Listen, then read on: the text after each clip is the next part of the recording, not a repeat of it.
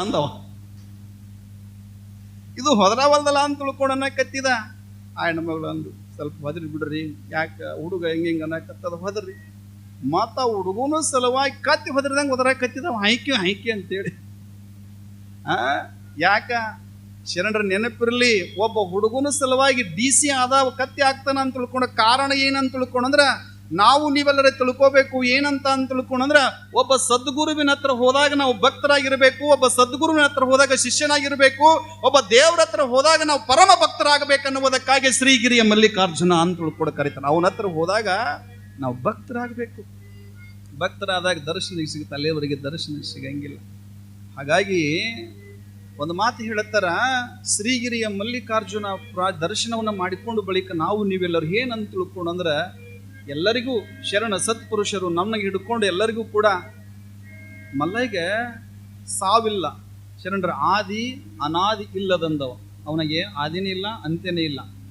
ಆದರೆ ದೇಹವನ್ನು ಧರಿಸಿಕೊಂಡು ನಾವು ನೀವೇನು ಬಂದೀವಲ್ಲ, ದೇಹವನ್ನು ಧರಿಸಿಕೊಂಡು ಬಂದವರು ನಾವು ನೀವೆಲ್ಲ ಒಂದು ದಿನ ನಿಮಗೆ ಸಾವು ಅನ್ನೋದು ಬರ್ತೈತಿ.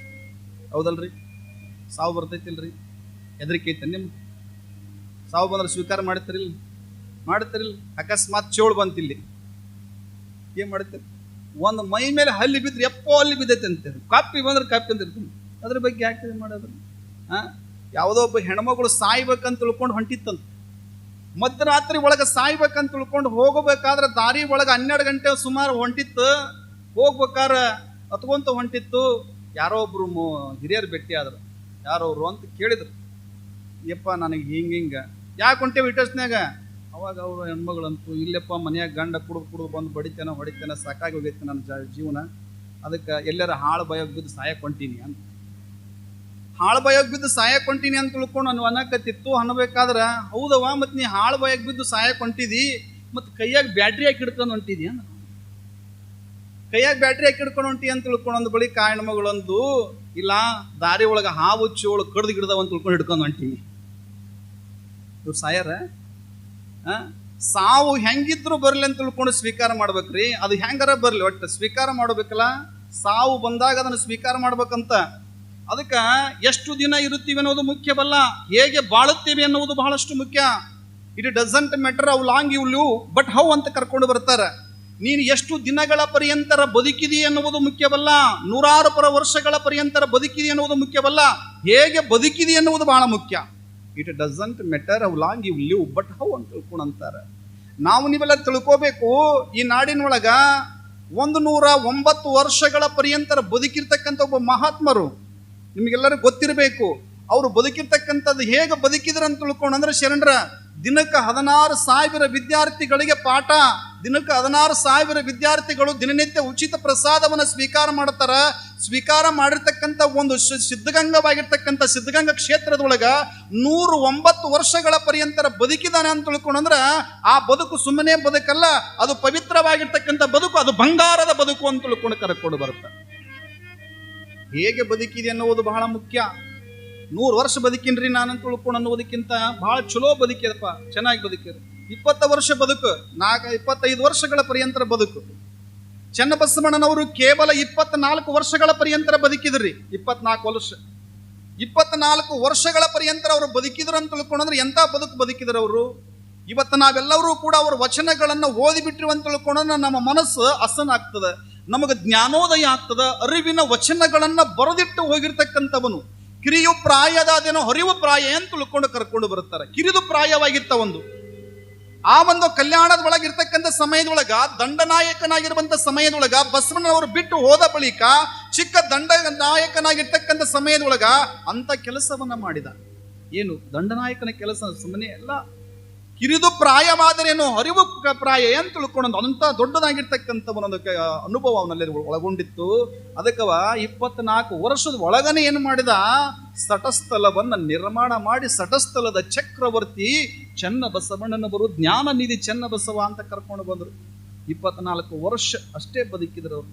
36 ವರ್ಷ ಸ್ವಾಮಿ ವಿವೇಕಾನಂದರು ಬದುಕ್ಯಾರ ಅಂತ ತಿಳ್ಕೊಂಡು ಹೇಳ್ಕೊಂಡು ಬರ್ತಾರೆ. 36 ವರ್ಷಗಳ ಅಖಂಡವಾದ ಈ ಭಾರತವನ್ನು ತಿರುಗಿದ ಬಳಿಕ ಪಾದಯಾತ್ರೆ ಮಾಡಿದ ಬಳಿಕ ಅಖಂಡವಾಗಿರ್ತಕ್ಕಂಥ ಅವತ್ತಿನ ದಿನಮಾನದಲ್ಲಿ ಶರಣರ ನೆನಪಿರಲಿ, ಸ್ವಾಮಿ ವಿವೇಕಾನಂದರು ಕೂಡ ಸುಮ್ಮನೆ ಎಲ್ಲ ಅವರು ಕೂಡ ಅಖಂಡವಾಗಿರ್ತಕ್ಕಂಥ ಈ ಭಾರತವನ್ನ ಸಂಚಾರ ಮಾಡ್ಕೊಂತ ಪ್ರೇರಣೆ ಮಾಡಿದರು. ಅವರಿಗೆ ಪ್ರೇರಣೆಗೆ ಒಳಗಾಗಿರ್ತಕ್ಕಂಥ ಅನೇಕರು ಕೂಡ ಅವತ್ತಿನ ದಿನಮಾನದಲ್ಲಿ ಸ್ವತಂತ್ರವನ್ನ ತಂದು ಕೊಡುವಲ್ಲಿ ಬಹಳಷ್ಟು ಪಾತ್ರವನ್ನು ವಹಿಸಿದವರು. ಅವರು ಕೂಡ ಕೇವಲ 36 ವರ್ಷಗಳ ಪರ್ಯಂತ ಬದುಕಿದರು. 36 ವರ್ಷಗಳ ಬದುಕ್ಯಾರಂದ್ರೆ ಅಜರಾಮರವಾಗಿ ಉಳ್ಕೊಂಡಾರ್ರಿ, ಅಜರಾಮರವಾಗಿ ಉಳ್ಕೊಂಡಾರ. ಈಗ ನೆನಪಿರಲಿ, ನಾವು ನೀವೆಲ್ಲ ತಿಳ್ಕೊಬೇಕೇನಂತ ತಿಳ್ಕೊಂಡ್ರೆ ಒಂದು ಮಲ್ಲಿಗೆ ಹೂವ, ಈಗ ಅದಕ್ಕೆ ಹೇಳ್ತಾರ, ಸುಂದರವಾದ ಮಾತು ಹೇಳ್ತಾರ, ಓ ಮಲ್ಲಿಗೆ ಕಾಕಡ ನೀ ಎಂತ ಪಾಕಡ, ಓ ಮಲ್ಲಿಗೆ ಕಾಕಡ ನೀ ಎಂತ ಪಾಕಡ, ಅರಳಿದೆ ಗಡಗಡ, ಅರಳಿದೆ ಗಡಗಡ, ಉದಿರಿದೆ ಬಡಬಡ, ಒಂದೇ ದಿನದ ಜೀವನ ಆದರೂ ನೀ ನನ್ನ ಮನೆಯ ನಂದನ, ನಿನಗೆ ನನ್ನ ಕೋಟಿ ವಂದನ ವಂದನ ವಂದನ ಅಂತ ಕರೀತಾರೆ ಶರಣರು. ಎಷ್ಟು ಚಲೋ ಮಾತನ್ನ ಹೇಳ್ಕೊಂಡ್ ಬರ್ತಾರ. ಓ ಮಲ್ಲಿಗೆ ಕಾಕಡ ನೀ ಎಂತ ಪಾಕಡ.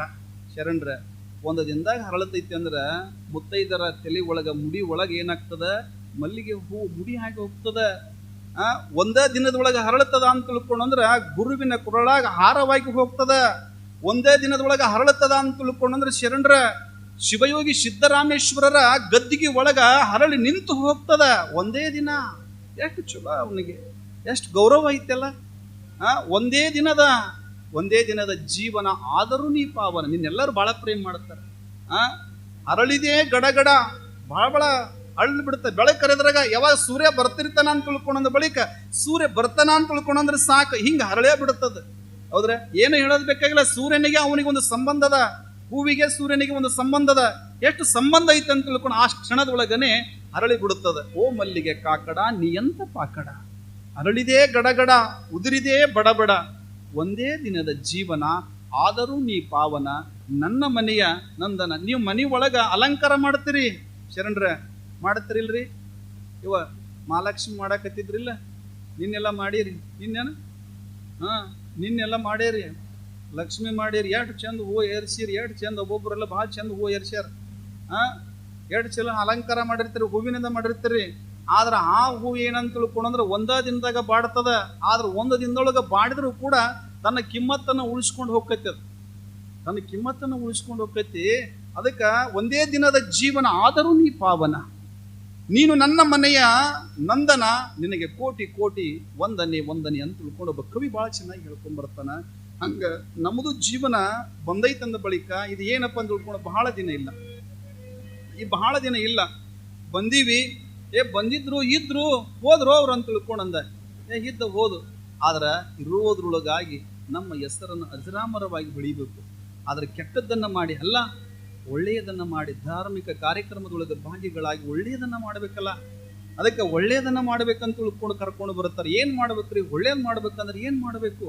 ನಾವು ಹೆಸರು ಅಜರಾಮರವಾಗಿ ಉಳಿಬೇಕಂತ ತಿಳ್ಕೊಂಡ್ರೆ, ಈಗ ಶರಣರು ಒಂದು ಮಾತು ಹೇಳ್ತಾರ, ನಾವು ಹುಟ್ಟಿವಿ ಅಂದ ಬಳಿಕ ಎಲ್ಲಿ ಸಾಯ್ತುವೋ ಗೊತ್ತಿಲ್ಲ. ಶರಣರು ಏನಂತ ತಿಳ್ಕೊ, ಹುಟ್ಟಿದ ಒಂದು ಊರು ಬೇರೆ, ಅವ್ರು ಲಿಂಗೈಕ್ಯರಾಗಿರ್ತಕ್ಕಂಥದ್ದು ಒಂದು ಊರು ಬೇರೆ, ಅವ್ರು ಹುಟ್ಟಿರ್ತಕ್ಕಂಥ ಊರು ಬೇರೆ. 40 ವರ್ಷದ ಶರಣರು ಹುಟ್ಟಿದ ಊರು ಬೇರೆ. ಅವ್ರು ಎಲ್ಲಿ ಆದ್ರಿ? ಸೊಲ್ಲಾಪುರದಾಗ ಬಹಳ ಪವಿತ್ರವಾದ ಗದ್ದಿಗೆ, ಸಿದ್ದರಾಮ ಶಿವಯೋಗಿಗಳ ಗದ್ದಿಗೆ ಮುಂದನೆ ಅವ್ರ ಗದ್ದಿಗೆ ಆತ ನೋಡಿ. ಅವ್ರು ಹುಟ್ಟಿದ ಊರನ್ನ ಬೇರೆ. ಒಬ್ಬೊಬ್ಬರು ಶರಣ ಸತ್ಪುರುಷರು ಹಾಗೆ ಇರ್ತಾರ. ಹಂಗ ನೀ ಹುಟ್ಟಿಸಿದಲ್ಲಿ ಹುಟ್ಟಿ, ನೀ ಕೊಂದಲ್ಲಿ ಸಾಯದೆ ಎನ್ನ ವಶವೇ ಅಯ್ಯ, ನೀ ವಿರಿಸಿದಲ್ಲಿ ಇರದೆ ಎನ್ನ ವಶವೇ ಅಯ್ಯ, ಅಕಟಕಟ ಎನ್ನವೇನನ್ನ ಕೂಡಲ ಸಂಗಮ ದೇವೇನಯ್ಯ ಅಂತ ಕರ್ಕೊಂಡ್ಬರ್ತಾರೆ. ನೀ ಹುಟ್ಟಿಸಿದಲ್ಲಿ ಹುಟ್ಟೀನಿ ಶರಣರ. ನಾವು ಹುಟ್ಟಬೇಕಂತ ತಿಳ್ಕೊಂಡು ನಾವು ಎಷ್ಟು ಪ್ರಯತ್ನ ಮಾಡಿದ್ರೆ ನಾವು ಹುಟ್ಟಕ್ಕಾಗಂಗಿಲ್ಲ. ತಿಳ್ಕೊರಿ, ನಾವು ಇಂಥಲ್ಲೇ ಹುಟ್ಟಬೇಕಂತ ತಿಳ್ಕೊಂಡು ಎಷ್ಟು ಪ್ರಯತ್ನ ಮಾಡಿ ಅಪ್ಲಿಕೇಶನ್ ಹಾಕ್ರಿ, ಬೇಕಾದ್ರೆ ಬೇಡ ಅನ್ನಂಗಿಲ್ಲ. ಅಪ್ಲಿಕೇಶನ್ ಹಾಕ್ರಿ, ನೀವು ಅಮೇರಿಕದಾಗ ಹುಟ್ಟಬೇಕ್ರಿ ನಾನು ಅಂತ ತಿಳ್ಕೊಂಡು ಅಪ್ಲಿಕೇಶನ್ ಹಾಕ್ರಿ, ಬೇಡ ಅನ್ನಂಗಿಲ್ಲ. ಆದ್ರೆ ಭಾರತದಷ್ಟು ಪುಣ್ಯಮಯವಾಗಿರ್ತಕ್ಕಂಥ ಭೂಮಿ ಈ ಜಗತ್ತಿನೊಳಗೆ ಎಲ್ಲಿ ಇಲ್ಲ. ಶರಣರ ನೆನಪಿರಲಿ, ಭಾರತದಷ್ಟು ಪವಿತ್ರವಾಗಿರುವಂಥ ಭೂಮಿ, ಸಾಧು ಸತ್ಪುರುಷರು ಶರಣರನ್ನ, ಮುಕ್ಕೋಟಿ ದೇವತೆಗಳನ್ನ ಪೂಜಿಸತಕ್ಕಂಥ ಭೂಮಿ ಅದು ಯಾವುದಾದರೂ ಇದ್ರ ಅದು ಭಾರತ. ಉಳಿದಿರ್ತಕ್ಕಂಥ ಜಗತ್ತಿನೊಳಗೆ ಎಲ್ಲಿ ಪೂಜೆ ಮಾಡಂಗಿಲ್ಲ, ಅದು ಭಾರತ. ನಾವು ನೀವೆಲ್ಲರೂ ಜನಿಸಿ ಬಂದ್ರೆ ನಾವೆಲ್ಲರೂ ಪುಣ್ಯವಂತರು ಶರಣರ, ನಾವು ಭಾಗ್ಯವಂತರಂತ ತಿಳ್ಕೋಬೇಕು. ಅದಕ್ಕೆ ನಮ್ಮನ್ನು ಇಲ್ಲಿ ಹುಟ್ಟಿಸ್ಯಾನ. ಆದ್ರೆ ನೀ ಹುಟ್ಟಿಸಿದಲ್ಲಿ ಹುಟ್ಟಿ, ನೀ ಕೊಂದಲ್ಲಿ ಸಾಯದೆ ಎನ್ನ ವಶವೇ ಅಯ್ಯ, ನನ್ನ ಕೈಯಾಗಿ ಏನು ರೈತನಂತ. ವಶವೇ ಅಯ್ಯ, ನನ್ನ ಕೈಯೊಳಗೆ ಏನು ರೈತನು? ನನ್ನ ಕೈಯೊಳಗೆ ಏನೂ ಇಲ್ಲ. ನಮ್ಮ ಕೈ ಒಳಗಿಲ್ಲ. ನೀ ಎಲ್ಲಿ ಹುಟ್ಟಿಸ್ತಿದ್ದ ಅಲ್ಲಿ ಹುಟ್ಟಿಸ್ತೀವಿ ನಾ. ಅದಕ್ಕೆ ಅವನಿಗೆ ನೀವು ಎಲ್ಲಿ ಹುಟ್ಟದಾವ ನಿಮ್ಮನ್ನು ಇಲ್ಲಿ ಹುಟ್ಟಿಸ್ಬೇಕಂತ ತಿಳ್ಕೊಂಡು ಮೊದಲ ಬರೆದು ಕಳಿಸಿರ್ತಾನೆ, ಅಲ್ಲೇ ಹುಟ್ಟಿರ್ನಿ. ನಾನು ಎಲ್ಲಿ ಹುಟ್ಟಬೇಕು ಅಲ್ಲೇ ಹುಟ್ಟಬೇಕು, ಅಲ್ಲೇ ಹುಟ್ಟೀನಿ. ಮುಂದೆ ಎಲ್ಲಿ ಹುಡ್ತೀನೋ ಗೊತ್ತಿಲ್ಲ. ಪುಣ್ಯ ಮಾಡಿದ್ರೆ ಹುಡ್ತೀವಿ, ಇಲ್ಲಾಂದ್ರಪ್ಪ ಅಂದ್ರೆ ಕಾಗಿ ಮರ್ರಿ ಗುಡ್ ಬಿಕ್ಚಾಯ್ ಆಗಿ ಹುಟ್ತೀವಿ. ಶರಣರ ಭಾಳ ಪಾಪ ಮಾಡಿರಿ ಅಂತ ತಿಳ್ಕೊಂಡ್ರೆ ಏನಾಕೈತಿ ಗೊತ್ತರೆ? ಭಾಳ ಪಾಪ ಅಲ್ಲಿ ನೀವು ಇಲ್ಲೆಲ್ಲ ಏನು ಬಂದಿರಲ್ಲ. ನಾ ಕೈ ಹತ್ತಿ ಹೇಳ್ತೀನಿ, ಇದೇ ವೇದಿಕೆ ಮೇಲೆ ಹೇಳ್ತೀನಿ, ನೀವು ಒಳ್ಳೆ ಮತ್ತೆ ಪುನರ್ಜನ್ಮ ಐತಿ ನಿಮಗೆ. ಗಪ್ಪು ಕೂತಿರಲ್ಲ ನೀವೆಲ್ಲ.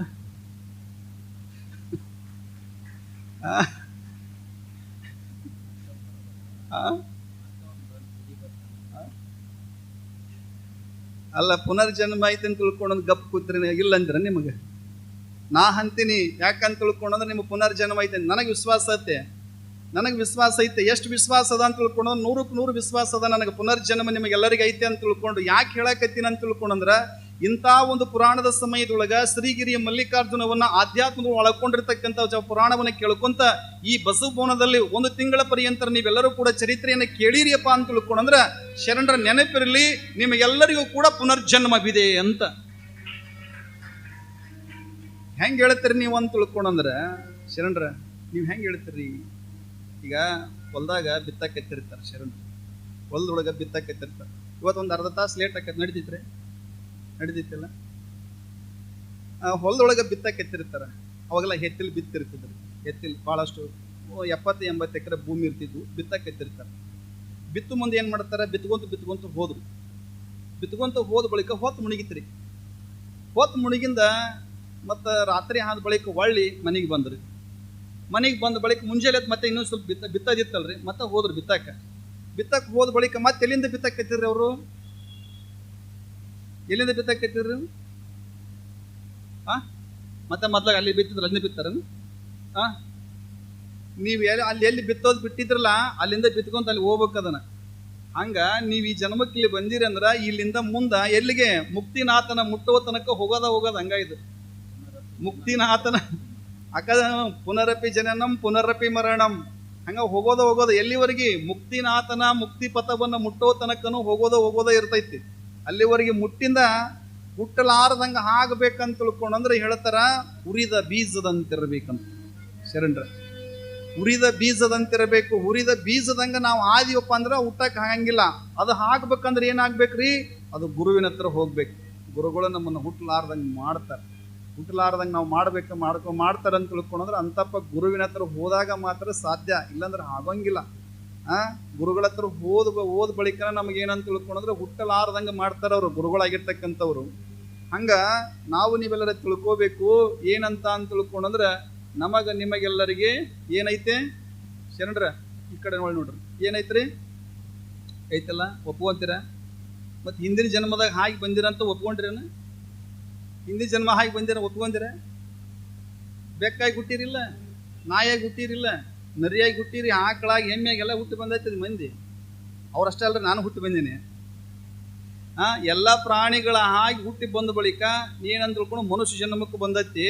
ಮನುಷ್ಯ ಜನ್ಮಕ್ಕೆ ಬಂದ ಬಳಿಕ ಈ ಮನುಷ್ಯ ಜನ್ಮ ಏನಪ್ಪ ಅಂತ ತಿಳ್ಕೊಂಡ್ರೆ ಮುಕ್ತಿ ಪಡ್ಕೊಳ್ಳಬೇಕಿದನ. ಹಂಗ ಹೋಗಕ್ಕೆ ಬರಂಗಿಲ್ಲ. ಅಕಸ್ಮಾತ್ ನೀವು ಹೆಚ್ಚಿಗೆ ಪಾಪ ಮಾಡಿದ್ರಿ ಅಂತ ತಿಳ್ಕೊಂಡ್ರೆ ಈ ಶರೀರ ನೀವೇನಂತ ತಿಳ್ಕೊಂಡು ಕೇಳುತ್ತೀನಿ ನಾನು ನಿಮ್ಮನ್ನ, ಏನಂತ ತಿಳ್ಕೊಂಡಿದ್ರೆ ಪಾಪ ಮಾಡಿರೋ ಇಲ್ಲೋ ಶರಣರ? ಇದು ಶರೀರದೊಳಗೆ ಪಾಪ ಐತಿಲ್ಲ ಅಂತ ಹೇಳ್ರಿ. ಐತ್ರೆ ಒಪ್ಕೊಂತೀರ? ನೆನಪಿರಲಿ, ನೀವು ಬಹಳ ಪುಣ್ಯ ಮಾಡಿದ್ರಂದ್ರೆ ನೀವು ಹುಟ್ಟಂಗಿಲ್ಲ, ಕೈಲಾಸದಾಗಿರ್ತೀರಿ. ಬಹಳಷ್ಟು ಪುಣ್ಯ ಮಾಡಿರಿ ಅಂತ ತಿಳ್ಕೊಂಡ್ರೆ ನಿಮ್ಮ ಪುಣ್ಯ ತೀರುವ ತನಕ ಅಲ್ಲಿ ಕೈಲಾಸದಾಗಿರ್ತೀರಿ. ಅಕಸ್ಮಾತ್ ನಿಮ್ಮ ಪುಣ್ಯ ಕ್ಷೀಣವಾಗಕತ್ತಿತ್ತಂದ್ರೆ ಆ ಕ್ಷಣವೇ ಬಡಕನ ಬಂದ್ಬಿಡ್ತೀರಿ ಭೂಮಿ ಒಳಗೆ. ಬಹಳ ಪುಣ್ಯ ಮಾಡಿರಿ ಅಂತ ತಿಳ್ಕೊಂಡ್ರೆ ಕೈಲಾಸ ಸಿಗ್ತದ, ಆದ್ರೆ ಮುಕ್ತಿ ಸಿಗಂಗಿಲ್ಲ. ನಿಮಗ ಮುಕ್ತಿ ಸಿಗಂಗಿಲ್ಲ, ಆದ್ರೆ ಪುಣ್ಯ ಸಿಗ್ತದ, ಕೈಲಾಸ ಪದವಿ ಸಿಗ್ತದ, ಕೈಲಾಸದಾಗ ಇರ್ಬೋದು ನೀವು, ಆದ್ರೆ ನಿಮಗೆ ಮುಕ್ತಿ ಸಿಗಂಗಿಲ್ಲ. ಮುಕ್ತಿ ದೊರಿಬೇಕಂತ ತಿಳ್ಕೊಂಡ್ರೆ ಏನ್ ಮಾಡ್ಬೇಕ್ರಿ ಅಂದ್ರೆ ಗುರುವಿನ ಹತ್ರನ ಹೋಗ್ಬೇಕು. ಅಲ್ಲಿ ಎಲ್ಲಿ ಹೋಗಕ್ಕಿಲ್ಲ, ಶಿವನ ಹತ್ರ ಹೋಗಕ್ ಆಗಂಗಿಲ್ಲ. ಶಿವಪಥವ ನರಿಬಡೆ ಗುರುಪಥವೇ ಮೊದಲ ಅಂತ ತಿಳ್ಕೊಂಡಂತಾರ. ಅದಕ್ಕೆ ಶಿವನ ಹತ್ರ ಹೋಗಕ್ ಬರಂಗಿಲ್ಲ, ಶಿವ ಮುಕ್ತಿ ಕೊಡಂಗಿಲ್ಲ, ಗುರುವಿನೇ ಮುಕ್ತಿ ಕೊಡಬೇಕು. ಗುರುವಿನ ಗುಲಾಮನಾಗುವ ತನಕ ದೊರೆಯದಣ್ಣ ಮುಕ್ತಿ ಅಂತ ತಿಳ್ಕೊಂಡು ಕರೀತಾರ. ಅದಕ್ಕೆ ಗುರುವಿನ ಹತ್ರ ಹೋದಾಗ ಮಾತ್ರ ನಮಗೆ ಮುಕ್ತಿ ದೊರೀತದ, ಇಲ್ಲಾಂದ್ರೆ ದೊರೆಯಂಗಿಲ್ಲ. ನೀವು ಬಹಳ ಪುಣ್ಯ ಮಾಡಿರಿ ಅಂದ್ರೆ ನೀವು ಹುಟ್ಟಂಗಿಲ್ಲ ಅಂದ್ರೆ ಕೈಲಾಸದಾಗಿರ್ತಾರೆ. ನೀವು ಪುಣ್ಯ ಇರೋ ತನಕ ನಿಮ್ಮನ್ನ ಎಷ್ಟು ಪುಣ್ಯ ಮಾಡ್ತಾರ ಅಂತ ತಿಳ್ಕೊಂಡ್ರಿ ನೀವು ಶರಣರ. ನೀವು ಬಹಳ ಪುಣ್ಯ ಮಾಡಿರಿ ಅಂದ್ರೆ ದೇವಾನ ದೇವತೆಗಳು ನಿಮ್ಮ ಪಲ್ಲಕ್ಕಿ ಒಳಗೆ ಮೆರೆಸ್ತಾರಂತ ನೋಡ್ರಿ. ಪಲ್ಲಕ್ಕಿ ಒಳಗೆ ಮೆರೆಸ್ತಾರಂತ, ಅಲ್ಲಿ ಕೈಲಾಸದೊಳಗೆ ನಿಮ್ಮ ಪಲ್ಲಕ್ಕಿ ಒಳಗೆ ಮೆರೆಸ್ತಾರಂತ. ಯಾವಾಗ ನಿಮ್ಮ ಪುಣ್ಯ ತೀರಿತೋ ಆ ಕ್ಷಣವೇ ನೀವು ಬಂದದ್ದ ಗೊತ್ತಾಗಂಗಿಲ್ಲ ಅಂತ ಭೂಮಿಗೆ ಬಂದ ಬಿಡ್ತೀರಂತ ಪಟಕ್ಕನ. ಅವಾಗ ಹಂಗಾಗ್ತೈತಿ ಅಂತ. ಅದಕ್ಕೆ ಬಹಳ ಪುಣ್ಯ ಮಾಡಿರಿ ಅಂತ ಕೈಲಾಸ್ತಿರ್ತೀರಿ. ಇದ್ರೊಳಗೆ ಏನಂತ ತಿಳ್ಕೊಂಡ್ರ ಇದು ಪಾಪ ಪುಣ್ಯ ಎರಡಿಂದ ಕೂಡಿರ್ತಕ್ಕಂಥ ಶರೀರ ಐತಿ. ಬರೇ ಪುಣ್ಯ ಇಲ್ಲ, ಪಾಪನ ಐತಿ, ಇದ್ರಾಗ ಪುಣ್ಯನ ಐತೆ. ಎಣ್ಣೆ ಬೇರೆ ಬತ್ತಿ ಬೇರೆ ಎರಡು ಕೂಡಿ ಸೊಡರಾಗಿತ್ತು ಶರಣರ. ಎಣ್ಣೆ ಬೇರೆ ಬತ್ತಿ ಬೇರೆ ಎರಡೂ ಕೂಡಿ ಸೊಡರಾಗಿತ್ತಂದ್ರೆ ದೀಪ ಆಗ್ತದ. ಅದಕ್ಕೆ ಪಾಪ ಬೇರೆ ಪುಣ್ಯ ಬೇರೆ ಎರಡೂ ಕೂಡಿ ಒಡಲಾಗಿತ್ತಂತಾರ. ಯಾರು ಪ್ರಭುದೇವರು ಹೇಳ್ತಾರೆ, ಎರಡೂ ಕೂಡಿ ಒಡಲಾಗಿತ್ತು. ಇದು ಒಡಲಾಗ್ಬೇಕಾದ್ರೆ ಬರೇ ಪುಣ್ಯ ಮಾಡಿದ್ರೆ ಬರಂಗಿಲ್ಲ, ಇದ್ರೊಳಗೆ ಪಾಪ ಪುಣ್ಯ ಎರಡೂ ಕೂಡಿ ಐತಿ. ಎರಡೂ ಕೂಡಿದ ಬಳಿಕನೇ ಇದಕ್ಕೆ ಏನಂತ ತಿಳ್ಕೊಂಡ್ರ ಇದು ಶರೀರವಾಗಿ ನಿರ್ಮಾಣವಾಗಿ ಬರ್ತದೆ. ಎದರಲ್ಲಿಂದ ಬರ್ತದ ಅಂತ ತಿಳ್ಕೊಂಡು ನಿಮಗೆಲ್ಲ ಗೊತ್ತು. ಎದರಿಂದ ಬಂದದ? ತಂದೆ ತಾಯಿಗಳ ರಕ್ತದಿಂದನೇ ಕೂಡ ನಮಗೆ ಬಂದೈತಿ. ತಂದೆ ತಾಯಿಗಳ ರಕ್ತದಿಂದನೇ ಕೂಡ ಬರ್ತೈತಿ, ಅಲ್ಲಿಂದ ಬರ್ತೈತಿ. ತಂದೆ ತಾಯಿ ರಕ್ತದಿಂದನೇ ಕೂಡ ನಾವು ಬಂದೀವಿ. ಬಂದ ಬಳಿಕ ನಾವೇನಂತ ತಿಳ್ಕೊಂಡ್ರಿ ಪಾಪ ಪುಣ್ಯಗಳಿಂದ ಒಡಗೂಡಿರ್ತಕ್ಕಂಥ ಶರೀರ. ಇದು ಪುಣ್ಯಮಯವಾಗೋದಕ್ಕಿಂತ ಏನಂದ್ರೆ ಮುಕ್ತಿಯನ್ನು ಪಡ್ಕೊಂಡ್ರು ಬಹಳ ಒಳ್ಳೆಯದಂತ ತಿಳ್ಕೊಂಡು ಹೇಳ್ತಾರೆ. ಹಾಗಾಗಿ ನಾವೆಲ್ಲ ತಿಳ್ಕೋಬೇಕು, ಭಗವಂತ ಎಲ್ಲಿ ಹುಟ್ಟಿಸ್ಯಾನ ಅಲ್ಲಿ ಹುಟ್ಟೀವಿ, ಎಲ್ಲಿ ಸಾಯಿಸ್ತೀವೋ ಗೊತ್ತಿಲ್ಲ. ಎಲ್ಲೆಲ್ಲೋ ಅಂತಿರ್ತಾರೆ. ಏನಂತ ತಿಳ್ಕೊಂಡ್ರೆ ಬೆಂಗಳೂರಿಗೆ ಹೋಗಿರ್ತಾರೆ, ಎಲ್ಲೆಲ್ಲೋ ಹೋಗ್ತಿರ್ತಾರೆ. ಅದಕ್ಕೆ ಹೋದಾಗ ಏನೆಲ್ಲ ಅಂತಿರ್ತಾರೆ. ಏನಂತ? ಅಲ್ಲಿ ಹೋಗಿದ್ರು ಆಕ್ಸಿಡೆಂಟ್ ಆತ್ರಿ ಹಿಂಗಂತ. ಎಲ್ಲಿ ಸಾಯ್ಬೇಕಂತ ತಿಳ್ಕೊಂಡು ನಾವು ಇದೇ ಇರಂಗಿಲ್ಲ ಶರಣರ. ಅದಕ್ಕೆ ಇದನ್ನ ಏನಪ್ಪ ಅಂತ ತಿಳ್ಕೊಂಡ್ರೆ ಈ ಶರೀರವನ್ನು ತಿಳ್ಕೊಂಡ್ರೆ ನಾವೆಲ್ಲರೂ ಎಲ್ಲಿ ತನಕ ಅಂತ ತಿಳ್ಕೊಂಡ್ರೆ ಈ ಶರೀರ ಭಗವಂತ ಕೊಟ್ಟಿರ್ತಕ್ಕಂಥ ಶರೀರ, ಇದು ಅರಿವಿನ ಶರೀರ. ಇದ್ರೊಳಗೊಂದು ಅರುವನ್ನ ಇಟ್ಕೊಂಡು ಬಂದೀವಿ. ಅದಕ್ಕೆ ಅರಿದೊಡೆ ಶರಣ ಮರೆದೊಡೆ ಮಾನವ ಅಂತ ತಿಳ್ಕೊಂಡು ಕರೀತಾರ.